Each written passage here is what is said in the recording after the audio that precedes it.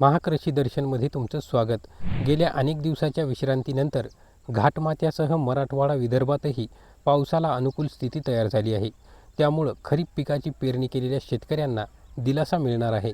हवामान विभागाने दिलेल्या अंदाजानुसार बंगालच्या उपसागरात चक्रकार वाऱ्याची स्थिती तयार झाली आहे.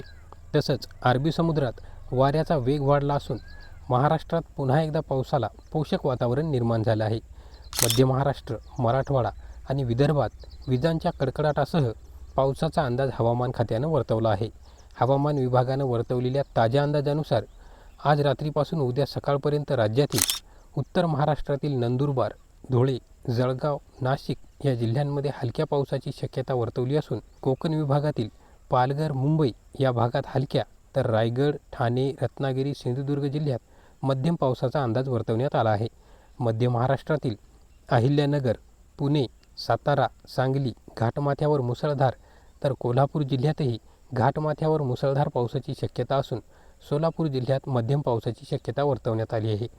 तर इकडे मराठवाड्यात छत्रपती संभाजीनगर, जालना, बीड, धाराशिव, लातूर, परभणी या जिल्ह्यांमध्ये मध्यम तर हिंगोली आणि नांदेड जिल्ह्यात हलक्या पावसाचा अंदाज वर्तवण्यात आला आहे. विदर्भातील अमरावती, नागपूर, चंद्रपूर, भंडारा, गोंदिया आणि गडचिरोली या जिल्ह्यांना हवामान विभागानं मध्यम पावसाचा इशारा दिला असून 20 आणि 21 जुलैला राज्यात पावसाचा जोर ओसरणार असल्याची शक्यताही हवामान विभागाकडून वर्तवण्यात आली आहे. पुन्हा भेटू नवीन अपडेटसोबत. धन्यवाद.